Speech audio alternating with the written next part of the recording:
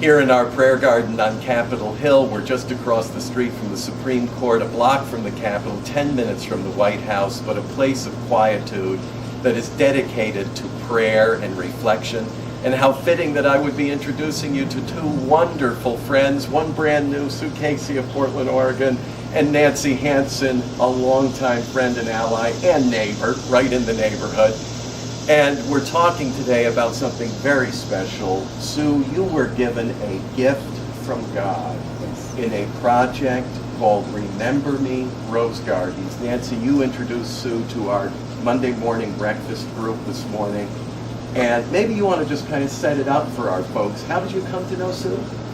My husband met Sue shortly after 9/11 and was taken with her sincerity and wanting to discover a very unique, poignant way to give God the glory and to embrace the love we all live with for these precious ones who moved on at 9/11.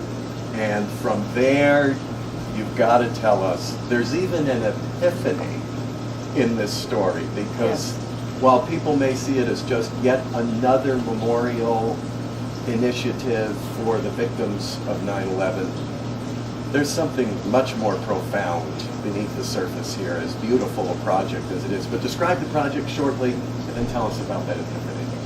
Remember Me Rose Garden is the name of 3 gardens, one for New York, one for Washington, D.C., and one for Shanksville, Pennsylvania, to honor the victims of 9/11. There'll be 2,975 rose bushes in each garden, 1 rose bush for each person.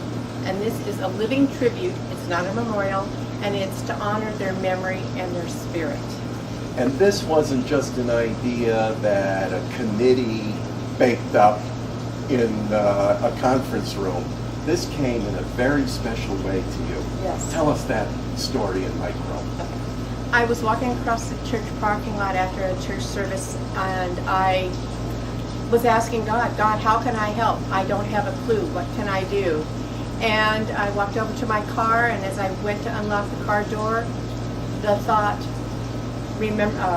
Rose Garden came into my mind. And with that, a beautiful yellow rose appeared before my face. I could have reached out and touched it. And this wasn't a physical rose. This wasn't a rose bobbing off of an existing bush. This was actually, I say, a vision. A vision, yes. Of sorts, yeah. A beautiful yellow rose. And it was right in front of my face, and I could have touched it. And I realized that something was happening, and my pastor later told me I've had an epiphany. And that epiphany has literally borne beautiful fruit. There are now test gardens testing these hybrid roses that were developed specifically for this. I wish we could go into detail, but read my blog. This is a good incentive to read the blog. And you also have a website all about the project. Yes. What's the website address? It's www.remember-me-rose.org. And here's what I said to Sue, and I don't know whether this will pass muster or not, but it was just my little humble contribution.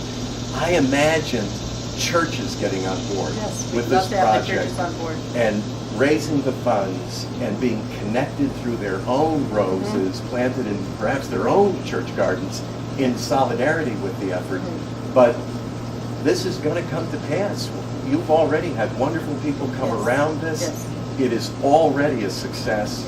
It is a fait accompli. This is a done deal, because when the hand of divine providence is on it, it can't be frustrated. So you got to learn more about this. Wish we had more time to tell you the whole story. You got to hear the whole story. But Sue, thank you for sharing it with us.